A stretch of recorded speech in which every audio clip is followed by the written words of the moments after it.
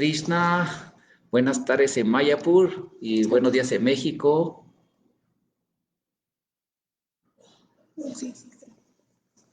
Hare Krishna. Hare Krishna, buenas tardes en Mayapur y aquí en México buenos días y en otras partes de Latinoamérica todavía buenos días.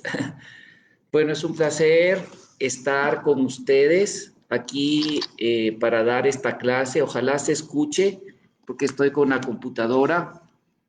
Si no pueden mandar un mensajito ahí en los comentarios, ¿sí? Un mensajito en los comentarios para acercar más la computadora.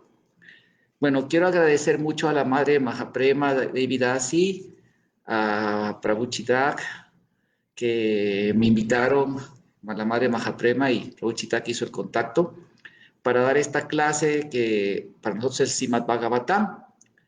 Ya cantamos nosotros ya Radha Madhava y para aprovechar más hablar en la clase.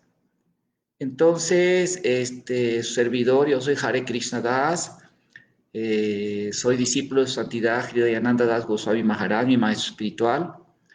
Desde 1900, septiembre del 79 tomé iniciación y tuve la fortuna de entrar en el Brahmachari Ashram a los 17 años, en febrero 12 del 1979, a un año y fracción de mes que Prabhupada había partido.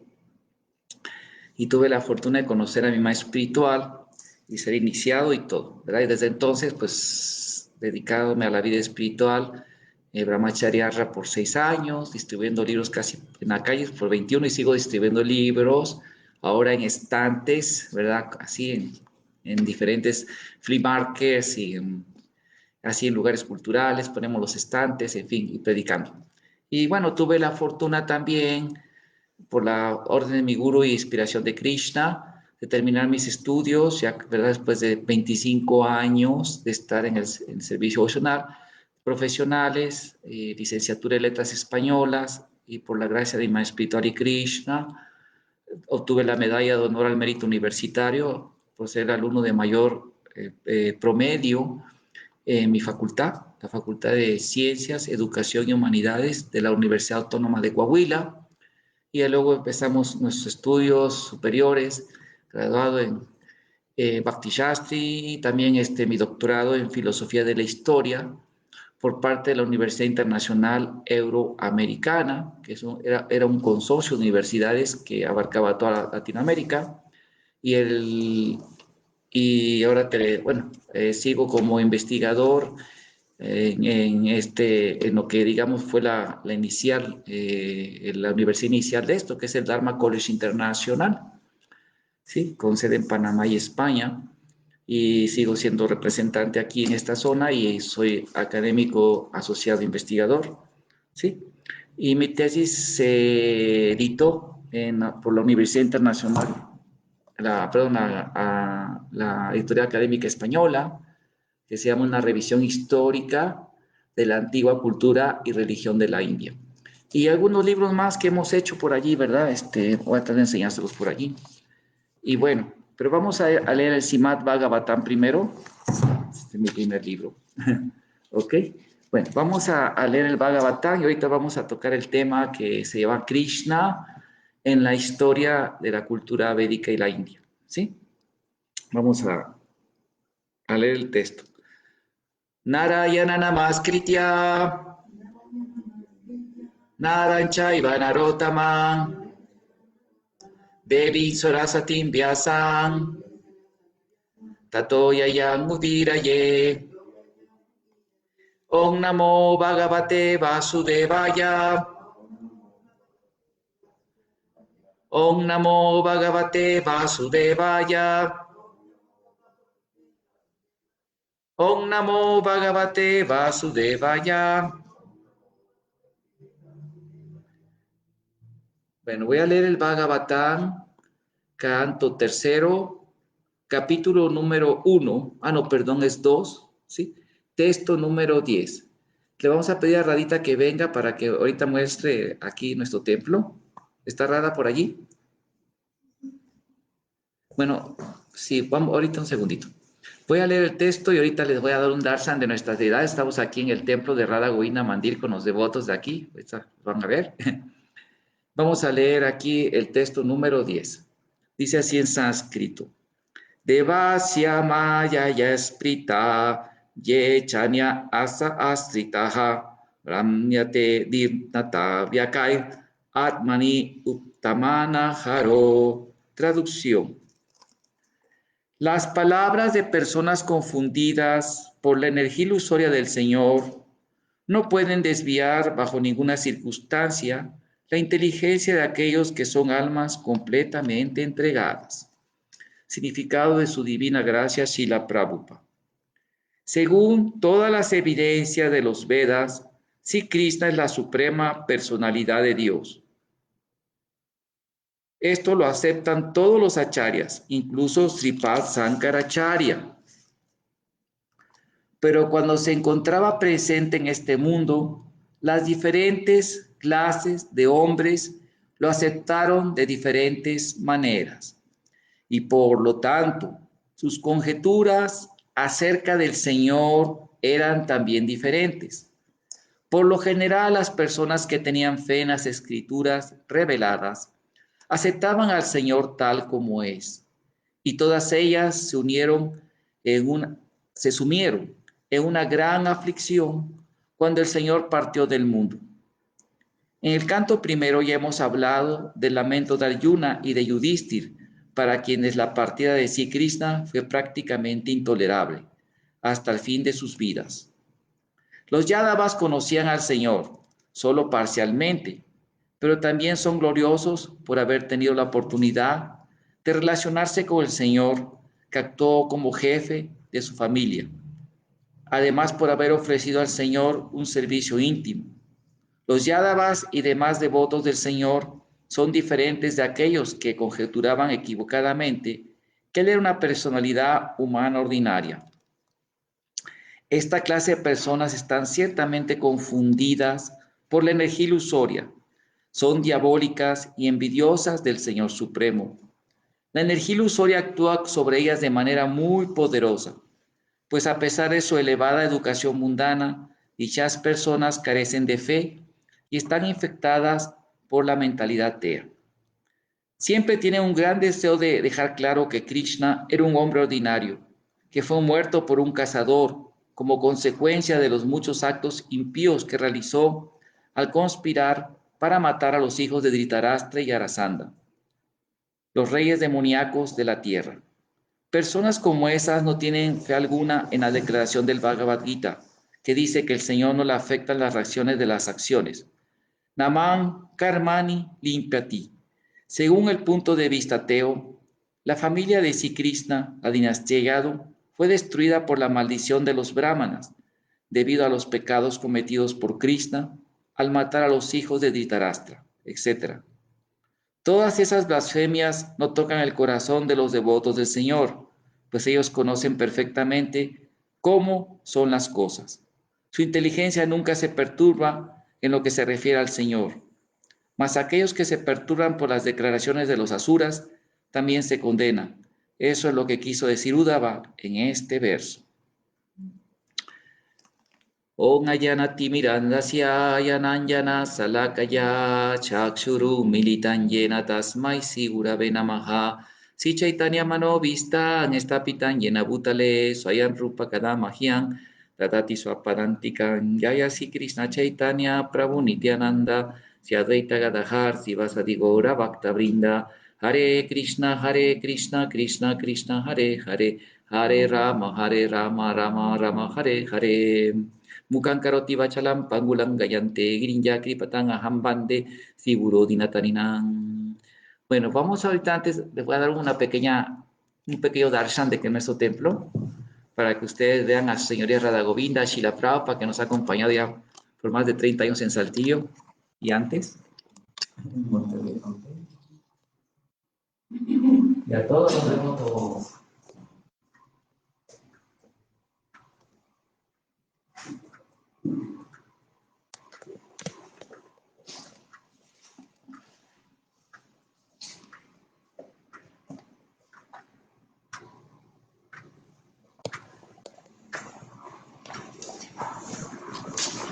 ¡Gol! Bueno, antes de empezar más la discusión, les voy a releer mi trabajo de investigación, tanto en el primer libro como la tesis que fue, retomé el tema del primer libro para presentarlo ya como tesis doctoral, las declaraciones desde el siglo XVIII, XIX y luego siglo XX, ¿sí? El veredicto que dan los académicos, que es como lo que dice aquí Srila Prabhupada, ¿no? Además lo reconocen a Krishna como una figura histórica. Dice así: pasando al siglo XIX encontramos que John Bentley, que era un astrónomo e indólogo cristiano inglés, intentó probar que Krishna nació el 7 de agosto del año 600 después de Cristo. Dice, el investigador en 1821, el erudito T.L. Biswami, editó un tratado que se llamaba Krishna, el Salvador de la Humanidad, donde presentó una lectura con sentido nacionalista de Vasudev Krishna. Bueno, otro hito fue Bhaktivinoda Thakur, múltiple autor, doctor en todos los sistemas filosóficos de su época, incluyendo los occidentales. En Sombra Tattva Sutra, analizó todas las corrientes de pensamiento y estableció la filosofía de Krishna sobre todas. También compuso el Krishna Sanjita, donde hace un abordamiento reduccionista sobre la historia de la India al estilo de los indólogos europeos, el cual fue reconocido por Emerson y Teodoro Goldstucker. Es sustancial que Goldstucker, que fue un hipercrítico de los Vedas y Krishna, sin embargo escribió una Chamber Encyclopedia. Krishna es la encarnación más interesante de Vishnu por la oportunidad que provee de trazar la antigüedad hindú de la transformación gradual de seres mortales, en este caso se refiere a Krishna y Ram, en representaciones graduales de un dios. En dicho testimonio es relevante notar que aún los enemigos de Krishna tuvieron que reconocer la historicidad ante los hechos. En esa época, Bankima Chandra Chatterjee escribió una de las primeras investigaciones científicas históricas llamada el Sri Krishna Charita, el cual fue revisado por Bhaktivinoda y es considerado como una obra maestra de rigor positivista, naturalista, científico sobre Krishna Vasudev. Es íntegro señalar que los doctos de otras religiones, como los fundadores del bahaísmo, un derivado del maometanismo chiita, Mir Salih y Baha Apalaha, reconocieron a Krishna como un profeta infundado por Dios y reformador del hinduismo. Otra rama islámica, la Ahmadiyya de Punjab, cita a Krishna de la misma forma, como también otras escuelas de eruditos musulmanes, ya que en los hadiths, en español es hadiths con Z y en inglés hadith, se menciona a Krishna como Kana, el profeta de piel oscura de la India. Ahí lo menciona Mohammed, dice de los profetas, menciona a Krishna así. En esas fechas, en esas fechas, los eruditos alemanes, ¿verdad? Fueron los que más acentuaron la historicidad de Krishna. Testimonio siglo XX. Por lo que al llegar a esta parte haré mención de los principales, dice, de los principales con su universidad y todo para que vean la autoridad de estos académicos. John M. Robertson, autor de Cristianismo y Mitología, dictaminó: está probado por evidencia documentaria que Krishna vivió en la India antes de la era cristiana. En 1909, el indólogo de Oxford, H. Jacobi, en su clásico Enciclopedia de Religión y Ética, está en inglés, lo estoy traduciendo a español, remarcó: en los primeros días, Vasudeva, quien fue considerado una encarnación, fue diferente de Krishna, un jefe Rajput, pero luego se volvieron identificados en la creencia popular. A principios de este siglo se destacó, Srila Bhaktisiddhanta, que ustedes ya saben, escribió mucho sobre esto. En 1920, el investigador H.S. Ray Chaudhuri editó sus investigaciones sobre el tema en su obra Historia temprana de la escuela Vaishnava, ¿sí? En la Universidad de Calcuta, Press, etc. En 1933, el erudito alemán Premio Nobel, quien efectuó la primera investigación histórica sobre Jesucristo, Albert Schweitzer, remarcó: Krishna, hijo de Vasudeva y Devaki, es probablemente un héroe tribal deificado a que se tuvo como avatar de Dios, Vishnu, Ram como Krishna es un héroe nacional identificado más tarde y considerado al final una manifestación de Vishnu. Es interesante remarcar que su obra tuvo la revisión de Maurice Witternis, él es un indólogo, que era un empirista crítico, era un materialista, ¿no? Y sin embargo fue el que, los que también. Esto nada más lo decimos para que vean, la academia hace mucho que reconoce a Krishna como una figura histórica. Ahorita voy a hablar por qué este tema es importante. Al respecto, en 1942, el especialista D.C. Sircar publicó sus investigaciones en la obra Inscripciones Selectas que sustentan la historia y civilización de la India. Está en inglés, yo lo traduzco al español. También dice, en 1957, Gina Serminara, que es una investigadora, sobre su investigación es sobre la reencarnación de personas que recuerdan vidas pasadas y no retroceden. Dice ella, dice Krishna en un pasaje famoso del Bhagavad Gita, nunca hubo un tiempo en que yo no existía, ni usted ni ninguno de estos reyes. Por esos años, el historiador R.S. Majumdar, en su clásico Historia y Cultura del Pueblo Hindú, eso está en inglés, es History and Culture of Hindu People, es un clásico, es una enciclopedia de la historia de la India, señaló que entre los investigadores actualmente existe un veredicto general y unánime en favor de la historicidad de Krishna. Finalizando los 60, el experto Bhima Vihari Majumdar, otro historiador muy famoso de la Universidad de Calcuta, editó sus investigaciones en el clásico Krishna en History and Legend, Krishna en la historia y la leyenda, por la Universidad de Calcuta en 1969. En 1971, la Enciclopedia Americana, volumen 16, página 543, letra K, afirmó: Krishna en la religión hindú es el octavo avatar y la más importante encarnación de Vishnu. Probablemente fue en origen un héroe tribal de las Yadavas, en el norte de la India, Mathura.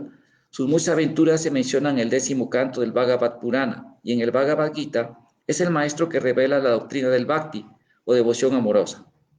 Es justificable remitir a Gregory Kotovsky, que fue un marxista y director del Departamento de Estudios Hindúes de la Academia de Ciencias de la URSS. Y en 1971, Prabhupada le comentó, Krishna es una personalidad histórica como Lenin. Así como ustedes están tratando de entender la filosofía de Lenin, asimismo nosotros estamos a entender la filosofía de Krishna. La respuesta fue sustancial, ya que el materialista dialéctico, o sea, que era como un marxista, aunque había hecho varias objeciones de otros puntos sobre Krishna, no tuvo la más mínima objeción. En 1972, Teresa Roth fue una profesora de la UNAM, que ya murió. Ella fue una doctora especialista, se especializó en Estados Unidos, no me acuerdo si en la Universidad no me acuerdo exactamente el dato, de qué universidad, pero en Historia de Religiones. Y en México fue una decana en la Facultad en Historia, y tuvo su doctorado en Historia en la Universidad de México. Ella la que escribió muchos libros habló sobre toda la cultura védica, sobre la India, y ella escribió: el Krishna humano se asocia a las tribus de esta zona oeste y centro de la India. El personaje histórico que parece en efecto haber existido sufrió más tarde un proceso de deificación. Bueno, vamos a leer, hay muchas, cito varias enciclopedias, pero voy a irme ahorita a lo que es al doctor Thomas Hawkins, que es uno de los primeros eruditos que estudió el movimiento en América. En 1979, Thomas H. Hopkins, que se doctoró en Yale en Historia del Vaishnavismo, afirmó: a partir de una estricta y firme postura histórica académica, Krishna, quien aparece en el Bhagavad Gita, es el príncipe Krishna del Mahabharata. Krishna, el príncipe histórico y cochero de Arjuna.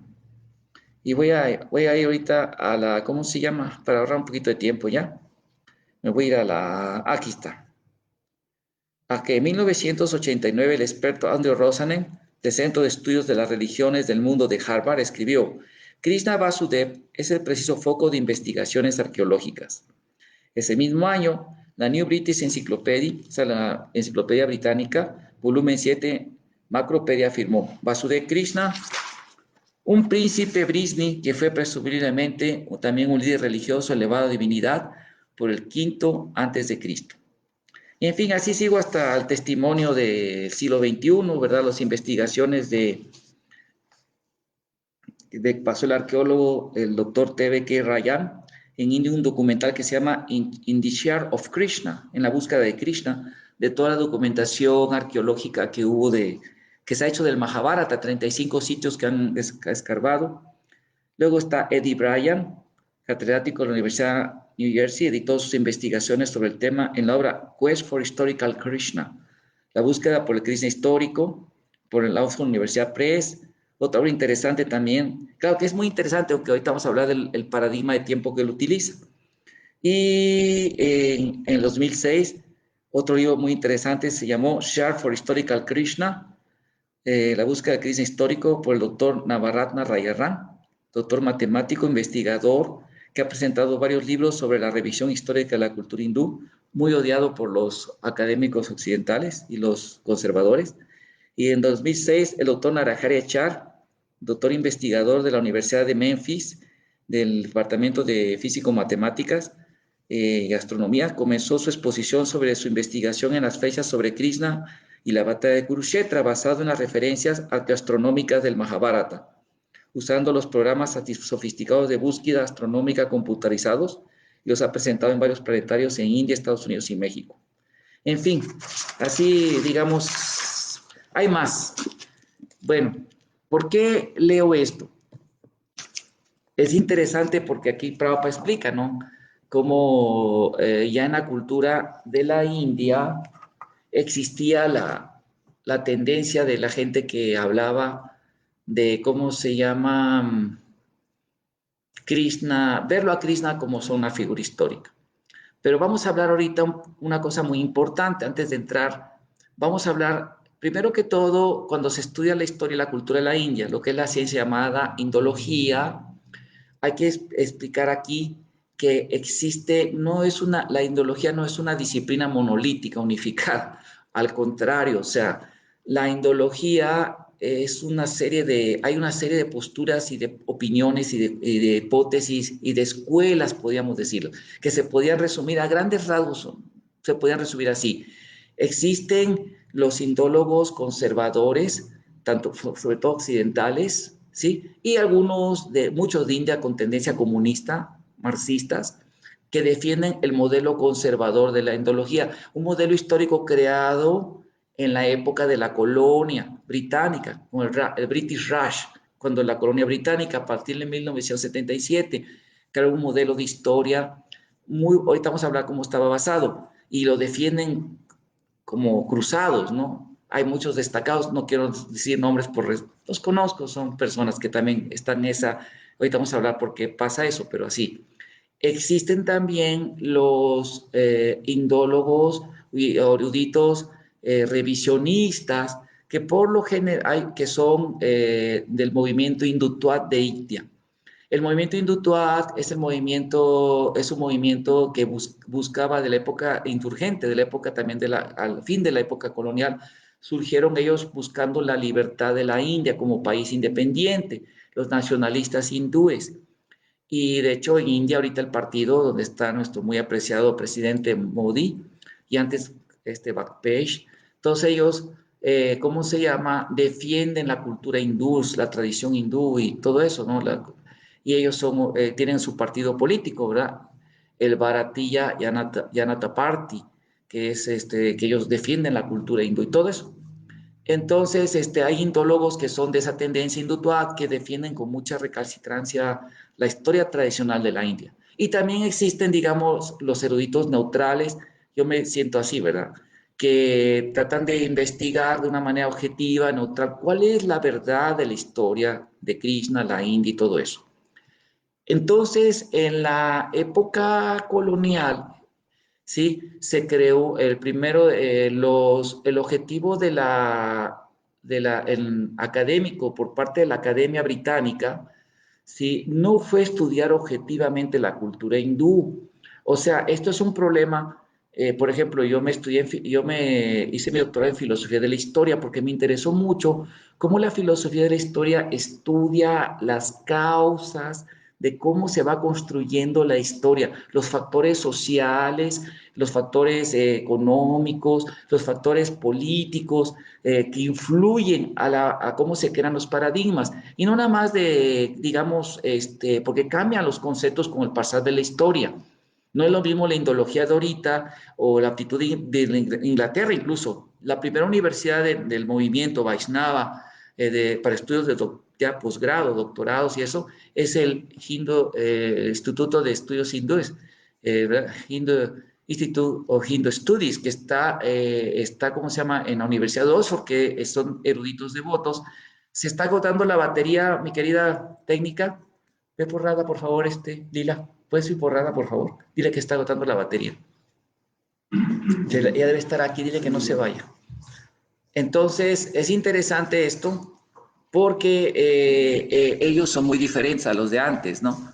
Pero aquí el punto que estoy tratando de establecer, ¿sí? Es que, ok, el punto que estoy tratando de establecer aquí es que, ¿cómo se llama? En esa época, el paradigma, ¿sí? ¿Se puso dura? El paradigma que había en los estudiosos es que ellos eran, ¿cómo se llama? Muy cristianos, y ellos estaban bajo el paradigma creacionista bíblico. El creacionismo de paradigma creacionista bíblico, como incluso científicos creacionistas cristianos actuales, que han hecho cosas, digo, no por ser eso, no digo que han aportado cosas muy interesantes, muy buenas. Mismo esos indólogos aportaron cosas muy buenas para el estudio de la India, pero el objetivo de ellos no era estudiar objetivamente la cultura tal como era ella, ¿sí? O sea, no eran fenoménicos, sino que ellos buscaban, la idea de ellos era cómo refutar la religión de la India y establecer el cristianismo como el único camino de salvación y aparte convertir a los hindúes y no nada más dominarlos culturalmente. Toda colonización de cualquier tipo es una conquista cultural. Entonces para ellos, todo lo que la creación tenía 6.000 años. Y cuando se encuentran con, ¿cómo se llama?, textos que hablan, una historia que habla de más de 5.000 años, a miles de años en la antigüedad, como dice la cultura, millones de años, pues esto no puede ser cierto. Además, ellos estaban bajo el concepto que apareció en el cristianismo primitivo, con San Atanasio y otros apologetas cristianos, cuando ya el cristianismo se vuelve la religión oficial de Roma y toma poder, a las religiones que se parecían al cristianismo, por ejemplo, que tenían hijos de Dios, que eran adorados, ejemplos Mitra, Orfeo, ellos decían que ellos eran la imitación hecha por el diablo, porque se comparaba un poquito con el cristianismo. Entonces de allí sucede que ¿cómo se llama? Sucedió que para ellos la religión Vaisnava pues era otra cosa así semejante, sobre todo Krishna, porque se parecía un poco a Cristo, ¿no? Bueno, entonces el modelo de historia, en la primera cronología histórica, como lo provocó el doctor Richard Thompson, Sariputta Prabhu, muestra una gráfica que William Young difiere mucho todavía de la historia, ¿cómo se llama?, de la actual, ¿sí? La que se quedó como modelo, porque pone a Buda en el 1000 y fracción antes de Cristo, que esto es lo que dice también la historia tradicional de la India. Bueno, entonces, sin embargo, vamos a hablar ahorita, antes de entrar en este modelo, pero bueno, ese modelo creó esto. Sacar una teoría, basada en una teoría hecha por un sacerdote francés que se llama la teoría de invasión aria, basada en un verso del Rig Veda que dice por allí que Indra, quien era rubio y claro de su tez, venció a los dacius, ¿no?, que eran oscuritos, y por lo tanto significa que los europeos vinieron de la India con el sánscrito y los Vedas, el Rig Veda, y eran bárbaros, pero dominaron a la cultura sofisticada de Harappan, que era Dravida, que eran negritos o hindúes, y ellos son los padres de la cultura del sánscrito y de la cultura védica. ¿Y por qué? Porque algunos eruditos alemanes, entre ellos Schlegel y otros alemanes, empezaron a estudiar con la lingüística comparativa y vieron que el sánscrito era la madre de las lenguas indoeuropeas, ¿sí? Pero en cambio ellos lo pusieron al revés. No, los que trajeron el sánscrito fueron los invasores, nosotros, nuestros ascendientes europeos, que eran arios, blancos, y ustedes tienen que someterse a nosotros. O sea, es algo muy obvio toda esa teoría. Actualmente ya los académicos no defienden una invasión aria, porque la arqueología, como lo comprobó el doctor, ¿cómo se llama? Schaffer, el doctor James Schaffer y el doctor Jonathan Mark Keynote, ellos que son los artículos más autoritarios, o sea, autoritativos, investigadores más eminentes en las culturas de Mohenjo-Daro y Harappan y otras partes de ahí de esa zona, y que no hay prueba de una invasión, que hubo una invasión. Entonces ahora la teoría que predomina es la teoría de la migración aria. En fin, ese tema de quién fue primero huevo o la gallina, más o menos es el dalelo, ¿no? Es un tema que está más allá de la investigación científica realmente. Pero lo que sí sabemos es que la cultura védica tuvo una influencia cultural, no dominante ni, ¿verdad? Como dicen los Vedas, eso que la versión védica en el mundo, sí, pero obviamente que, bueno, luego vamos a hablar de ese tema. No quiero entrar en la invasión aria, que es un debate también interesante, pero no quiero entrar en eso. Bueno, entonces ellos ponen, el modelo dice así, en el 1500 a.C. llegan los arios, en el 1300 se cumplió el Rig Veda, y de ahí hasta por el 1000 el Atharva Veda, Yayur, Sama y Atharva Veda, luego de ahí por el 600 en respuesta a la filosofía budista, Buda lo pone en el 600 antes de Cristo, le reducen casi 1000 años de antigüedad, y Buda es de esa época, y en respuesta a la filosofía budista, los brahmanas inventaron, ¿verdad? Los brahmanas fueron muy mentirosos, inventaron los Upanishads, ¿verdad? En respuesta a la filosofía budista, y el Vedanta Sutra es por el 200 antes de Cristo, y por allí, ¿verdad? Bueno, antes de este modelo, que era todo ese modelo, sacaron una teoría que fue aceptada en la academia por 200 años y la querían ciegamente, la defendían con pasión. Los misioneros cristianos, estos eruditos, ¿verdad? Varios de ellos, ingleses, sacaban la tesis de que Krishna en realidad era Jesucristo, era Cristo, pero hinduizado, o sea que los primeros cristianos llegaron por los arrianos y otros cristianos que llegaron al cristianismo primitivo, llegó a la India y trajeron a Cristo y los hindúes lo hinduizaron. Como hay académicos, los conozco, no son tan malas personas, pero bueno, así lo comprenden ellos, vamos a hablar por qué. Dicen que los Vaisnavas tomaron a Krishna histórico, y lo divinizaron, lo Vaisnavizaron, lo hicieron Vishnu. Así también especulaciones, así sacó esa especulación de que en realidad era Jesucristo y los hindúes lo indizaron por las semejanzas que hay entre ambos, ¿no? En el Bhagavatam y otros Puranas, Vishnu Purana y así, la historia de Krishna y la de Jesucristo. En algunas semejanzas, ¿no? Ya podemos luego dar una clase sobre la Cristo y Krishna. De hecho, escribí un folletito sobre ese tema, un librito que es un folleto. Bueno, entonces, la idea de ellos era esa, que la idea era predicarles a los, ¿cómo se llama? A los hindúes para hacerlos devotos, porque la religión de Cristo, porque la religión Vaisnava es la religión central de la India. Entonces crearon una serie de teorías y un modelo así, ¿verdad? Y así, pero luego tanto académicos hindúes como también europeos encuentran que Krishna es conocido en los textos antiguos precristianos, como la gramática de Panini, el Yoga Sutra, también la gramática el estudio de gramática de ¿cómo se llama? De Patanjali, el gramático. También se menciona en, ¿cómo se llama? Los griegos lo mencionan como Ptolomeo, el que escribió las campañas de Alejandro, que eran unos generales que iba con él, que él hacía las bitácoras y escribió.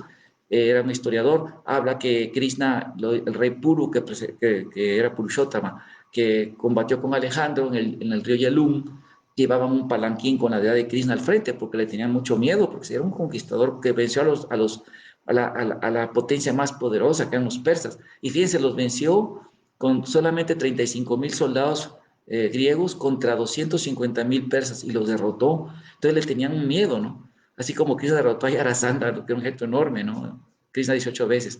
Entonces le tenían miedo y había conquistado los reinos lo que eran de Gandhara, que hoy es Afganistán y Punjab, ¿cómo se llama este lugar? Pakistán. Él los conquistó, entonces le tenían miedo. Entonces, bueno, luego podemos hablar, hay todo un tema, un debate también, quién realmente ganó la batalla, en fin, entonces es un tema interesante.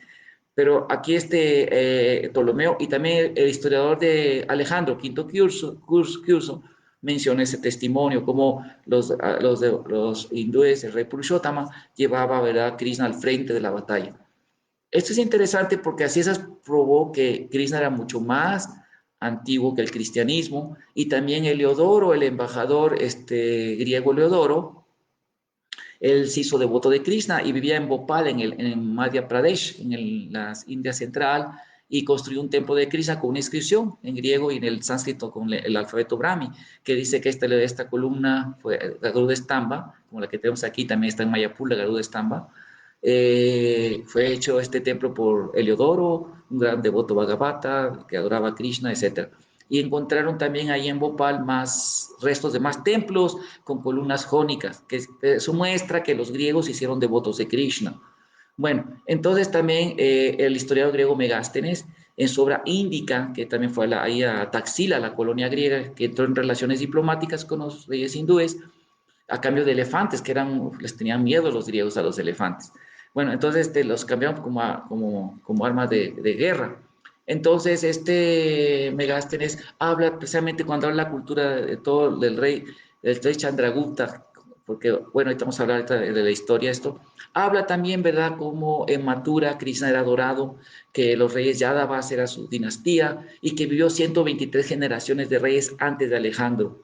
¿Sí? Entonces los eruditos ponen un promedio de 20 años por cada rey, entonces más o menos es el año 3000, y la época en que vio Krishna, el año 3000 antes de Cristo. Bueno, entonces es interesante todo esto porque el modelo de historia que crearon luego fue que bueno, igual los Upanishads en el 600 y allá por el 200 hasta después de que se compiló el Mahabharata por varios autores, y Krishna, sí, fue un héroe de la tribu Yadava, así como dicen ahí, la tribu Yadava. A veces hacen así pinturitas. Me acuerdo una vez una familia hindú que vivía aquí en Saltillo. Aquí hay hindúes por una empresa que está aquí, ¿no? Pero antes hubo profesores en una universidad agraria que estaba aquí, que fueron los que nos inspiraron a abrir este templo. El profesor Satya Kurvadi, que ahora es Damodar Prabhu, que vive ahí, está en el templo de San Diego, y su esposa, que son muy buenos devotos, su hijo Sanjaya y su hijo Vinod, a quien ojalá que les haga llegar este video porque los recuerdo con mucho cariño y son muy buenos devotos. En ese tiempo, me acuerdo, su hijo me enseñó una vez un libro, dice, mira lo que sacan aquí en la primaria, y ponen a Arjuna como un cavernario y a Krishna también, ¿no? Casi en copinas, ¿no? Peleando así con una masa de piedra. O sea, una idea de que Krishna, la civilización hindú era tribal. Un héroe tribal por ahí llamado Krishna, fue este producto de varios personajes que lo hicieron uno, como las leyendas que ellos tienen los ingleses de Robin Hood, ¿no? Que es el producto de tres personajes, ¿no? El Lord Ludley y otro, así se hicieron sus leyendas, o el rey Arturo, ¿no? Que todavía hay varias teorías de cómo fue que se construyó la figura del rey Arturo, ¿no? Pero así quisieron aplicar ese criterio a Krishna, ¿no? En fin, ¿no? Especulaciones que, como dicen los eruditos, hasta el profesor Jacobi, el profesor, varios indólogos, hasta actuales, dicen que eso sin ninguna prueba, son especulaciones solamente. Bueno, entonces ahí, por el siglo IX antes de Cristo, Krishna vivió, fue la época del Mahabharata, y empezó Kali Yuga, y, y así lo fue identificado por el 5 antes de Cristo, y es el modelo histórico que se enseña actual, ¿no? Y el Bhagavatam hasta el siglo, decían que era del siglo XIII por Vapodeva, que fue un comentador del Bhagavatam, él nunca escribió el Bhagavatam, aunque Madhavacharya también lo cita, Ramanujacharya lo cita en uno de sus textos, cita versos del Bhagavatam, Bodhayana, el maestro de Sankaracharya, y Sankaracharya también cita en sus poemas a Krishna, cita también, ¿verdad?, un texto del 12º canto del Bhagavatam, y su guru Bodhayana, Govinda, su guru, y el guru de su guru, o sea, mucho antes que Sankaracharya, en su Matara Briti, hay otro que se llama Bodhayana, ahorita vamos a leer Bodhayana Dharma Sutra, pero hay otro verso, otro famoso texto de él. Hay dos, Sankakarika, en el comentario de Sankakarika cita el Bhagavatam y lo menciona. O sea, en época de Sankara ya se conocía. En fin, hay muchas pruebas que el Bhagavatam, tengo todo un estudio que fue mi último libro en inglés, que se llama Krishna and Indological Studies, donde se presenta un artículo de lo que fue mi trabajo de maestría, la tesis de maestría, ¿no? Que fue una investigación completa así del Bhagavatam, hasta con estadísticas y todo, ¿no? De todo lo que es de todas las estadísticas, de los versos, de todo, porque, vaya, ahí se muestra cómo el Bhagavatam no es postcristiano. Desde mucha evidencia astronómica, lingüística, arquitectónica, el contexto histórico, la comparación de la fauna con la comparación es similar a la fauna de Mohenjo-Daro y Harappan, la fauna descrita en el Bhagavatam. O sea, todo el contexto astronómico también es mínimo al año 2600 antes de Cristo. cuando todavía estaba el río Saraswati estaba fluyendo, pues se menciona mucho en la historia, en la vida de Krishna, en el Mahabharata y el Bhagavatam, el río Saraswati. Balarán cruzó todo el peregrinaje por el río Saraswati y este se secó en el año 2000 antes de Cristo. Y han encontrado los cimientos que hubo santuarios, como dice el Bhagavatam. Además, otra cosa, los mapas estelares del Bhagavatam también son del año 3000 antes de Cristo. Y lo último es la estrella Alfa Dacronis, que es la estrella Turano Alfa Dacronis, que era la estrella polar, de acuerdo a la astronomía moderna, la estrella polar que estaba en ese tiempo, en el eje polar, ¿sí? Que es la más mencionada en el Bhagavatam como Dhruva Loka, estuvo en el año, hasta el año 2600 antes de Cristo y luego cambió su posición. Bueno, la Tierra cambia y la posición del eje polar cambia también. Eso es una cosa que la astronomía está en estudio, los astrónomos pueden estudiar eso. Pero la cuestión es que antes del Bhagavatam no pudo ser escrito post-cristiano porque no había una estrella fija en esa posición como estaba en la Tierra, ha cambiado su posición y la estrella Dhruva Loka, que es la estrella que nunca cambia, ¿verdad? Estaba fija en ese punto que habla el Bhagavatam hasta el año 2600 antes de Cristo. Hay muchas pruebas, el Bhagavatam no es, de hecho, no es de un tiempo así postcristiano. Está mi artículo, ningún indólogo manda una refutación y yo los puedo retar a que estudien toda la tesis completa porque mi artículo es un resumen. El autor Narahari Charse, una de mis tesis, está en Memphis, ahí tiene, la pueden conseguir en Estados Unidos más fácil. Prabhupada Padan tiene una copia de la tesis porque fue uno de los que, de mis sinodales que aprobó la tesis para máster. Bueno, entonces es interesante esto en Argentina, ¿verdad? Hay los de Argentina, hay muchos aquí de Argentina. En fin, en el libro Indological Studies, luego si quieren les voy a pasar el link en los comentarios por si quieren comprarlo. Bueno, entonces todo esto lo digo porque, en fin de cuentas, en la India existía ya una historia, una historia. Esta historia es la siguiente. O sea, en la India, los sabios védicos, cuando escribieron el Mahabharata, Vyasadeva y todos los sabios védicos, ponían referencias de los eclipses porque ellos se guiaban por el sistema Yotir. Todo, hasta Krishna se guió por el sistema Yotir. Yo personalmente, con todo respeto, digo, yo sé que Prabhupada, él no quiso introducir el Yotir en su tiempo, y es bueno, o sea, entendemos porque hay que depender de Krishna en última instancia, eso es muy bueno, porque puede que una dependencia además de eso que de Krishna, obviamente, pero es un hecho que es una ciencia védica, porque hay personas que piensan que el yoti es inútil, ¿no? Yo he escuchado comentarios de hermanos espirituales progresistas que andan en una onda así muy especial, mi respeto, yo respeto a ellos, pero no, el yoti tiene una gran validez. Gracias a eso podemos rescatar los mapas astronómicos, porque cómo fue, cuándo fue la batalla de Kurukshetra, todo eso está marcado en el Mahabharata. Y es interesante esto porque los sabios védicos como Baraja Mihira, que fue el historiador de Kashmir, ¿sí? Vida Garga, otro también erudito y astrónomo védico, el autor del, ¿cómo se llama? Brija Sanjita, Kalhana es el de Kashmir, Baraja Mihira fue el de, ¿cómo se llama? El Brija Sanjita. Vida Garga, otro astrónomo védico también, autor de textos astronómicos y todo eso. Luego está Aryabhata en su Aryabhatilla, su texto. También él se dedicó a investigar, se quedaron a investigar cuándo fue la época de Krishna, todos los registros astronómicos, y efectivamente, y actualmente, gracias a ellos y a otros eruditos, podemos rescatar las fechas más precisas porque es matemática computarizada, cómo se mueven los astros, es lo más, ¿sí? Y también está la arqueología, hay estudios arqueológicos en Kurukshetra, por ejemplo, se han encontrado espadas y lanzas y todo, ahí en Yotisar, que datan con los métodos de termomilucencia, algo se llama, es en inglés, luego así es, esos métodos arrojan que tienen mínimo 2600 años antes de Cristo.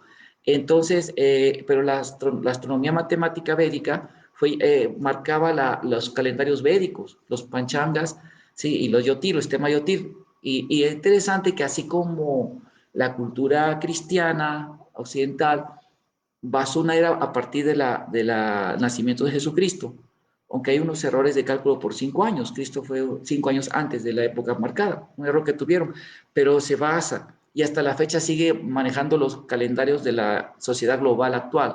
Si la época cristiana o los musulmanes marcaron un calendario cuando Mahoma parte de Medina a la conquista de la Meta, la Hejira.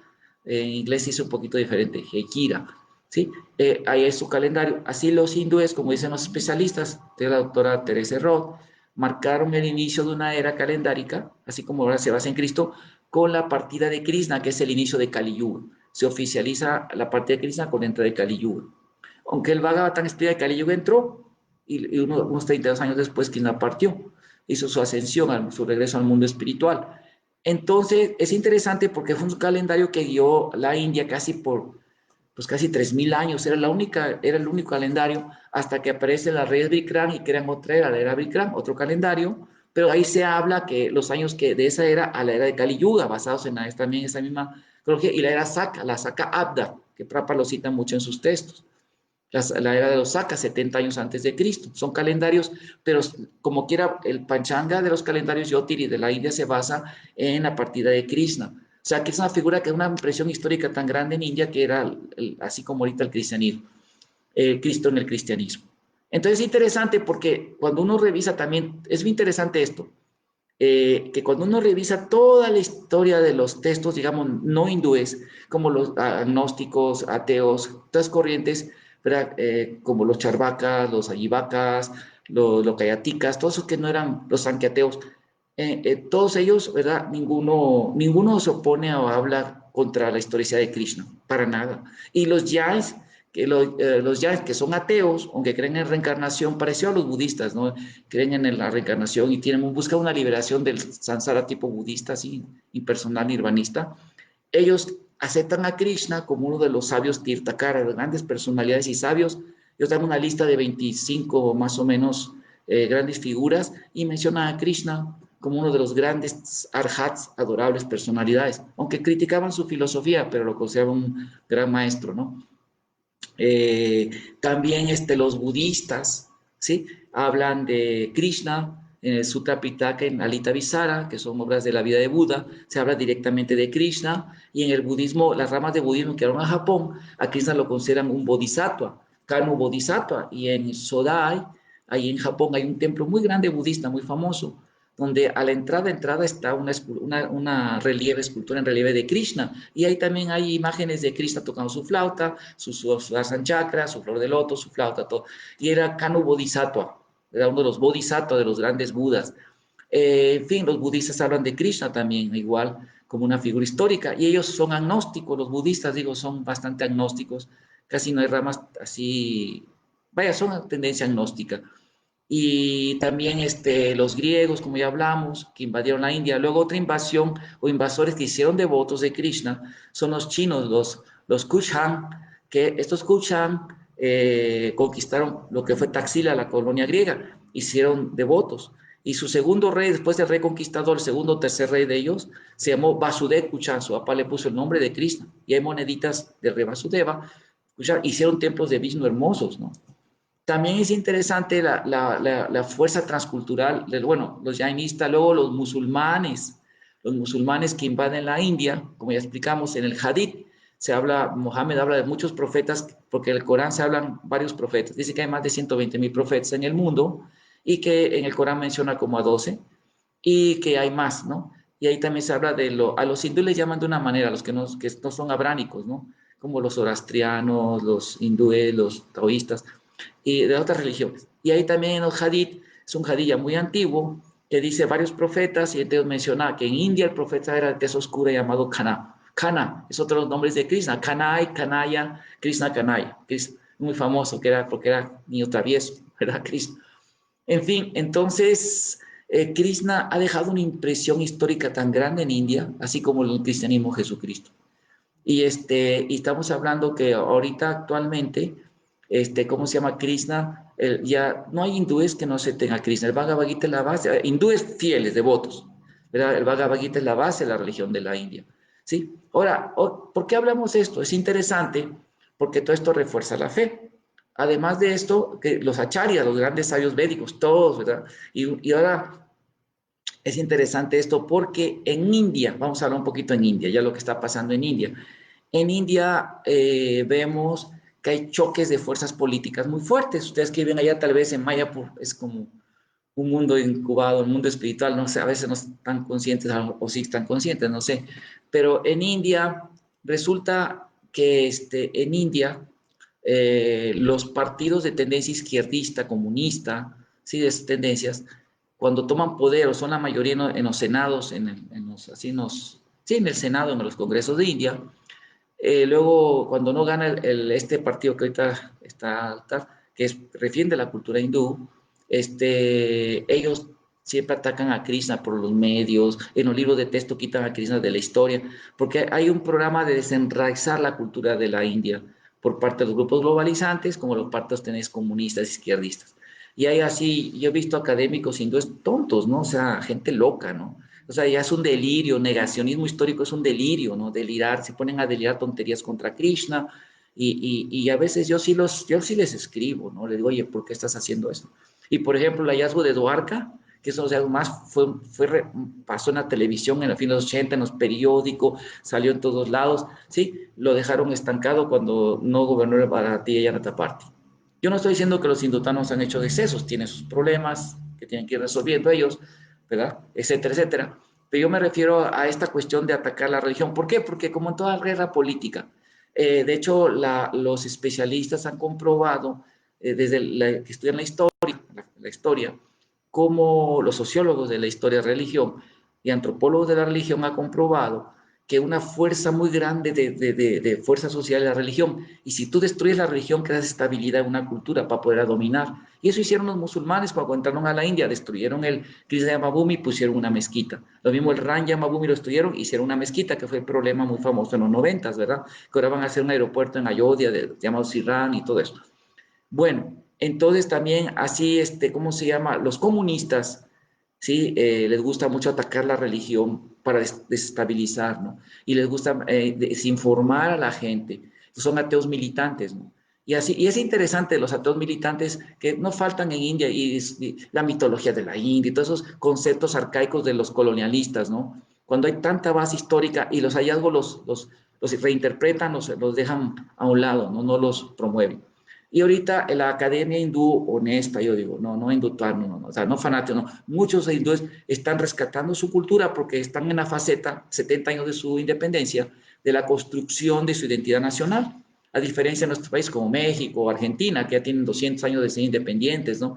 Ya está bien definida la identidad nacional, pero en ellos no están en esa construcción y con tantas fuerzas sociales, económicas, de infiltración de la cultura occidental, de los de izquierdas, y la izquierda está tan fuerte que todavía domina mucho el occidente. Mismo Estados Unidos lo dominó. En mismo en la Guerra Fría, la academia estaba dominada por el marxismo. Ahora es el marxismo cultural, la ideología de género, todo este rollo. Que eso es una cosa que me ha quitado el sueño estos últimos meses. Hice una videoconferencia que ahora lo voy a pasar en este grupo para que todos se documenten de este tema, que incluso están infiltrados en ISCO. Pero bueno, no es para crear una cruzada, no, pero es un fenómeno que hay que estudiarlo con mente muy fría para entender esto, ¿verdad? Pero en fin, entonces Krishna siempre ha sido o sea, una figura que ha dejado una impresión increíble y no nada más eso, por su filosofía. El Bhagavad Gita es una obra maestra de conocimiento. O sea, yo una cosa que desde muy niño me di cuenta, porque yo estoy, mi familia, casi todos mis hermanos prácticamente tienen doctorados, nada más uno no. Una cosa que mi mamá pues es médico y es maestra, mi papá fue doctor muy eminente, médico. Entonces, una cosa muy interesante, cuando yo estaba estudiando una carrera de químico laboratorista y preparatoria a la vez, y cuando empecé a estudiar el Bhagavad Gita me asombré del análisis muy parecido a la química, ¿no? Y a la física, ¿no? O sea, me quedé asombradísimo del análisis Sankhya que hace Krishna, ¿no? Y yo había estudiado resúmenes de los otros filósofos en mi búsqueda espiritual de la filosofía, pero no me encontré con ningún filósofo con la profundidad de Krishna, tanto en lo espiritual como académicamente. Y luego con Sila Prabhupada, o sea, wow, Sila Prabhupada, créanme, no porque sé Sila Prabhupada, y yo no soy un discípulo Prabhupada, yo soy un discípulo, un nieto discípulo, pero no creo, no he visto, no, Bhaktivinoda Thakur, Bhaktisiddhanta Saraswati, pero me veo que de los acharyas Vaishnava Prabhupada, o sea, es una eminencia, o sea, es asombroso su capacidad de análisis de la realidad, su sabiduría. O sea, no era una persona, un pobrecito señor bengalí, así ignorante, no. No, o sea, una persona sumamente erudita y con erudición vino de las universidades más importantes de Bengala, que era la Universidad del Scottish College, las universidades más destacadas.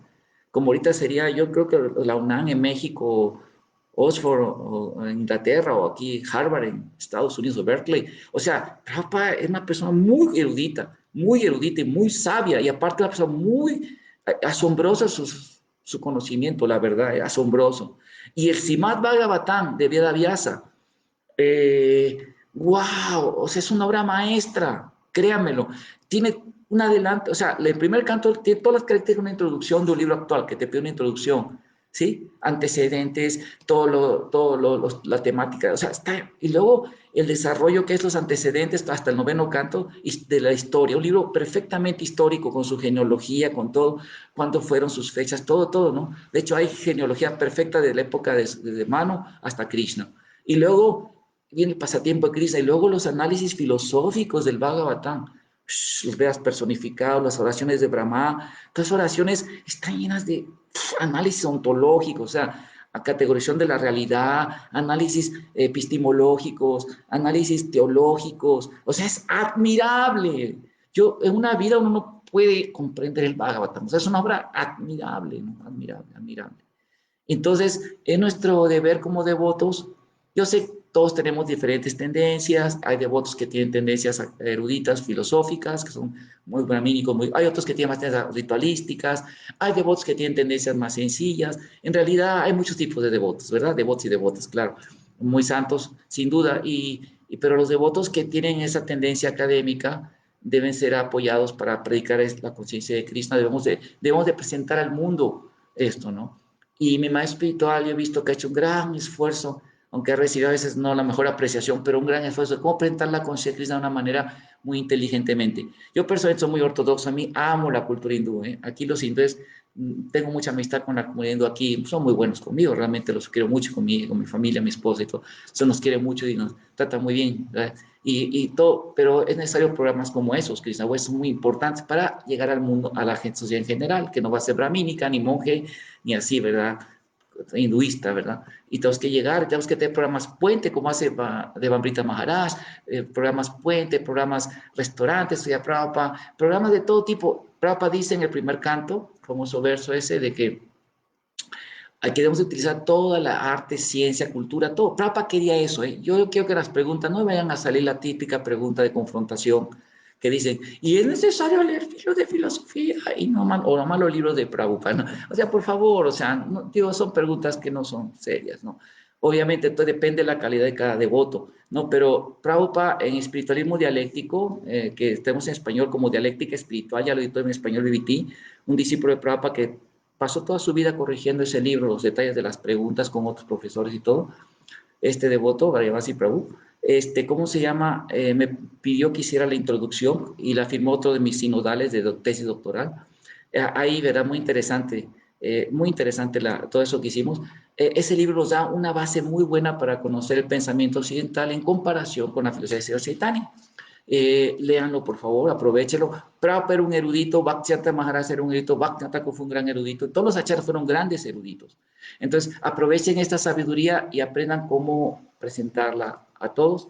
Ya sé que es el deber de, no todos tenemos esa tendencia, pero yo les invito a conseguir mis libros en Amazon con mi nombre. Voy a poner los links luego, al ratito que termine la clase, los voy a poner. Y quiero agradecer mucho a la Madre Mahaprema por invitarme aquí con la comunidad de ustedes de Mayapur, que es hispánica. Mis saludos a todos los devotos de allá, a los que he conocido. Yo fui en el 1900, en 2016 estuve ahí en Mayapur. Fue muy estático. Es muy bonito. Y ojalá que ustedes, yo sé que algunos tienen el buen karma de residir en el Santo Dam de por vida, ¿verdad? Ese es quizá les ha dado ese servicio, pero sería muy bueno que ustedes vinieran a predicar a Occidente. Y nosotros aquí tenemos una ciudad muy bonita, Saltillo, es una ciudad muy bonita, de la verdad, ¿eh? Es muy bonita, un ambiente muy en bondad todavía. De hecho, es considerada la ciudad más importante también en comunicación. Está muy cerca de Estados Unidos, casi en la frontera de Estados Unidos. Y tiene en el noreste, la única que tiene un clima bonito, un poquito frío pero poquito frío en el invierno. Y es muy bueno que prediquemos, ¿verdad? Yo los invito, si ustedes quieren venir aquí, hay chance hasta para nacionalizarse muy fácil y de trabajar aquí también hay muchas formas de trabajo y de predica. Los invitamos a ayudar a que debemos predicar. Prabhupada quería predicar a Occidente. Es bueno estar en Mayapur, cargar la pila, pero nuestra meta debe ser cómo difundir la conciencia Krishna a todo el mundo. Entonces, bueno, quiero agradecerles mucho su atención a todos. Voy a dejar un tiempo para alguna pregunta, alguna duda que tengan. Nos va a dar mucho gusto, ¿sí? Muchas gracias y gracias a la Madre Mahaprema y a todos ustedes por invitarme a dar esta clase. Hare Krishna, gracias. ¿Alguna pregunta también aquí? ¿Algún devoto quiera preguntar? Radha, necesito tu asistencia para los comentarios, mija. Lila. Es que, a ver, no quiero moverle, es la computadora de mi hija y es bastante actualizada y no es la mía que es ya viejita. Sí, ahí está, dice, a ver, vamos a ver. Dice, muy interesante la clase. A ver, preguntas. No hay ¿Alguna, preguntas. alguna pregunta de ustedes? Pueden preguntar con confianza, nada más, no, no les dé pena, nada más digo esa pregunta de querer confrontar, no, porque no es necesario. Pero sí, alguna pregunta.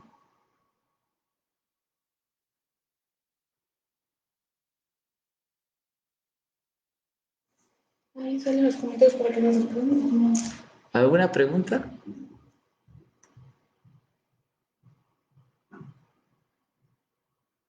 Con confianza, digo, nada más no pregunten eso de querer crear confrontaciones innecesarias, por favor. Nada más digo, así de que, por ejemplo, eso de que, y es necesario, obviamente, nada más para que quede claro, ¿no? O sea, para alcanzar la autorrealización, Prabhupada dijo que debemos cantar Hare Krishna sin ofensas.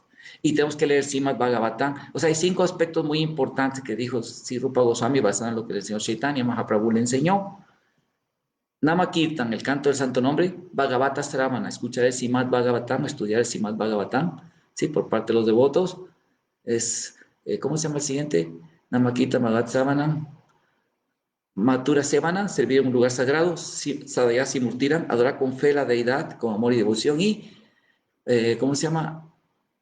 Adorar la planta de Tulasi. Sí, esos son los 5, Sadhu Sangha, la acción de los devotos santos. Es muy importante eso, si son 5 cosas.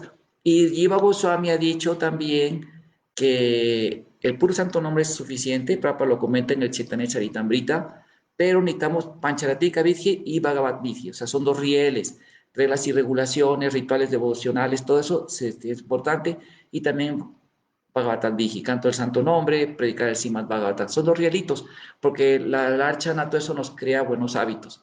Entonces, estudiar la filosofía védica es muy importante también, y Prabhupada por eso escribió muchos libros. Entonces debemos de tomar venta, y los discípulos de Prabhupada han hecho más y más libros, los discípulos. Y también quiero agradecer otra cosa importante de estos grupos, tanto de Argentina, Prabhu Chitra, los devotos argentinos, como los devotos ustedes de aquí de la Madre Mahaprema, que están aprovechando muy bien el material así. Es que a veces, bueno, es que hay una idiosincrasia aquí en México, yo he notado, ¿no? Y hay una tendencia en el momento, también observándolo como de un punto de vista sociológico, que hay una tendencia nada más de deificar mucho, digamos, a ciertos devotos porque son antiguos o son discípulos de Prabhupada, y tienen mucho material o extranjeros y mucho material local que tienen preparación, que son buenos devotos, tratan de ignorar, así tratan de no hacerle no aprovechar ese material, ¿no?